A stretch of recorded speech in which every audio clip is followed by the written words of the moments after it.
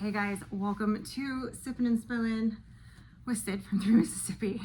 Sorry, I'm a hot mess. It's about 10 o'clock at night on Tuesday. We have Lillian. She's actually sitting in a box getting some fluids right now, some subcutaneous fluids.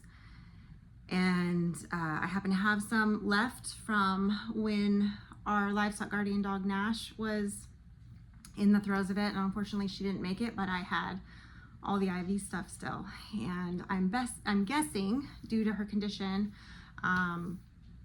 that she's very dehydrated. We had a excessive heat advisory today. It was very warm, and we had 0 sightings of her today. Every day there have been sightings multiple times a day. Today there was no sightings. And part of my heart was sinking, but I wasn't giving up hope because I was like, it is hot. She's probably bedding down in the woods. And I think that's exactly what happened.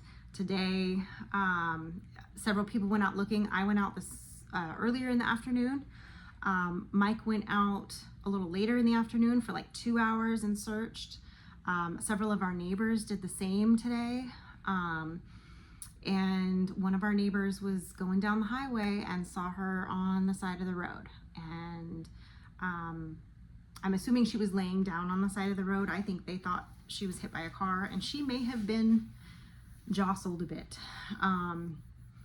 She's got a couple little scrapes on her, probably from running through the thicket for 3-4 days, whatever it's been.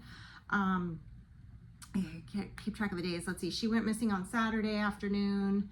So most of Saturday, Sunday, Monday, and most of Tuesday, she's been gone. So she's been through it. And I have seen her with my own eyes when I was out looking, but we weren't able to get her. And then my neighbors have all seen her.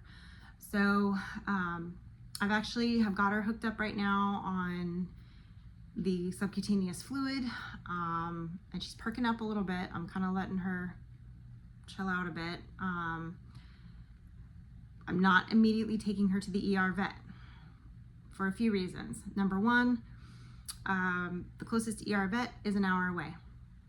Number two, I called Rox right away and I said, what do you want me to do? This is your dog, this is your pocketbook. It's likely to be very expensive if I have to take her to the nighttime vet, the emergency vet. Even for them to just look at her, it's gonna be a couple $100. And she said, I trust your judgment. If let's hold off on that. If you think you can, do what you can at home tonight and, see how she is in the morning. And then I'll call my local vet that I take my animals to in the morning and see if I can get her in for a peek. I'm a little stressed because I have a bunch of other things that I'm supposed to be working on. This is not on the agenda, but that's what happens with animals, right? Never goes according to plan. I was hoping to kind of take today off as a rest day and get to bed early. That didn't happen. I'm going to be pulling an all-nighter with the doggy. I'll sleep next week, maybe, at some point. We'll see.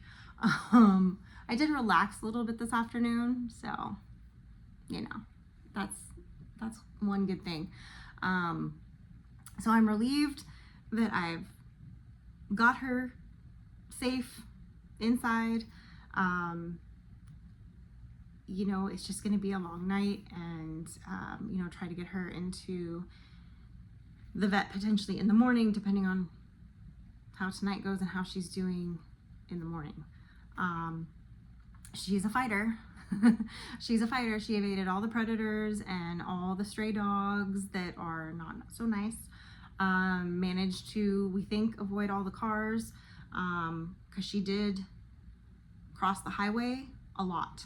And now, mind you, it's a 2-lane, it is a well-traveled highway, but it's not a busy highway. It's kind of just the main thoroughfare for our town on that section. So it's people that live on the east end of town and the west end of town traverse that a lot, but it's not super busy, not like your traditional, highway, in that sense. So, I don't think that if she did get hit, she got clipped and it just, I think it rung her bell, if anything. But like I said, she doesn't. I felt her all over. Mike felt her all over. There's nothing that's hanging by a thread, and no visible wounds or bleeding. So I'm just kind of running the fluids for her. And I've got some Pedialyte with an oral syringe that I'm going to try to give her too.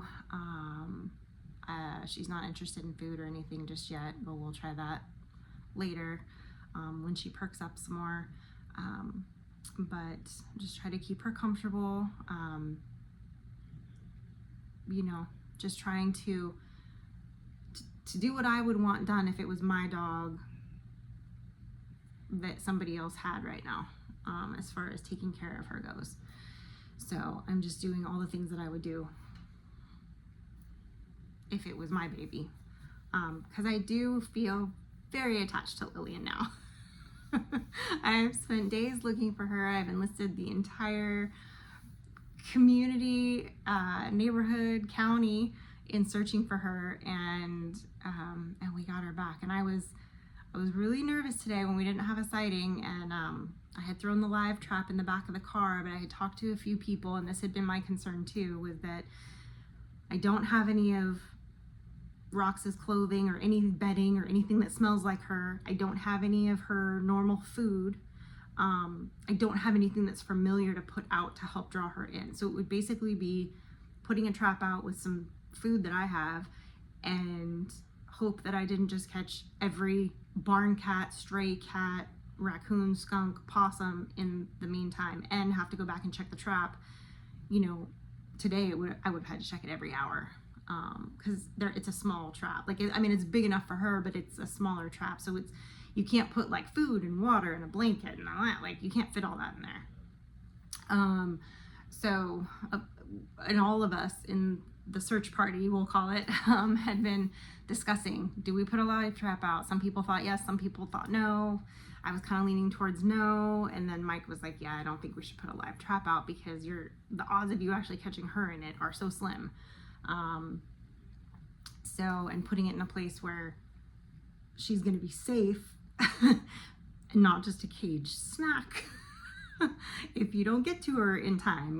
There's a lot of factors when you're thinking about that. I know a lot of people were recommending that or putting out Rox's clothing and all of that. I don't have those things, so those things were not an option. And also, I think that maybe some of you don't realize, because we do live in a house, we are in a very rural area. We are surrounded by woods, creeks, big open pastures, and lots of woods, lots of thickets, lots of hollers. So it's not, there's no, there's a house here, there's a house there, there's a house there. My neighbors are all a few miles apart. We're not so it's not that easy to just be like, oh, people were like, put up flyers, and I'm like, where? There's no, nobody would see them except the people that live in the neighborhood, and we've already all talked. There's nowhere to stick a poster out here. We're in the woods. We're in, but my community is amazing. They all pulled together. They worked overtime to get this dog back home. My neighbors Jay, Autumn, Alberto, Linda, a bunch of them went out. I know I'm forgetting somebody that went out a couple more times too. I think Amber did too. They went out multiple times looking for her, and then when they spotted her, they circled the area trying to pinpoint her, and then sending me the information and trying to get her, and they have been amazing. Very blessed to live in the community that I live in. Rox is very blessed that I live in the community that I live in, because we got our dog back because of it. Because I couldn't go searching out at night because I don't see great. I can function, but I was never gonna see her at night. I was having trouble seeing her when the sun was starting to go down, and the sun was kind of, that point in the, when the sun's going down where everything's real bright. I'm like, I can't see anything. I literally walked up to a squirrel thinking it was oh, that's not her. So I'm like, when that sun's in your eye, it's really hard to see. So anyway, I'm very thankful that we got her back. I'm praying that she perks up and starts doing better. But I just wanted to give you guys an update right away. I'm going to post this first thing Wednesday morning because I want to make sure that I know people are just antsy to know what's going on. So, and we will work out getting Lillian back to her. I want to make sure that she's stable before we try to truck her in the car for that long. I'm sure that Rox would agree. So I think we should just kind of take it day by day. There's no reason for Rox to jump in the car just yet. Now that I have her here, we need to see how she does first. And I'll probably, like I said, again, depending on how she does tonight, take her to the regular vet in the morning or sometime tomorrow. If they can take her, they're real good about squeezing animals in when it's, so we'll know more then, but so far this is good news. This is good news, and it's consumed my last few days, and it's not done consuming it. But again, guys, don't beat Rox up. There's no reason for her to jump in the car and be here right now. Got to get her stabilized first. Got to make sure everything's kosher and she's out of the woods. I wouldn't feel comfortable with her chucking her in the back of the car and driving for 6.5 hours right now. I don't think that would be smart. So there's no need for her to rush out here. I can keep her calm, settled, get her rehabilitated and doing better. It's her dog though. If she wants to come get her tomorrow and truck her up there, that's hers. That's her deal to do. But I don't think that that's what she's going to want to do. As much as she wants her physically back, I think she understands that the best thing is to get her stable, get her evaluated, and then go from there.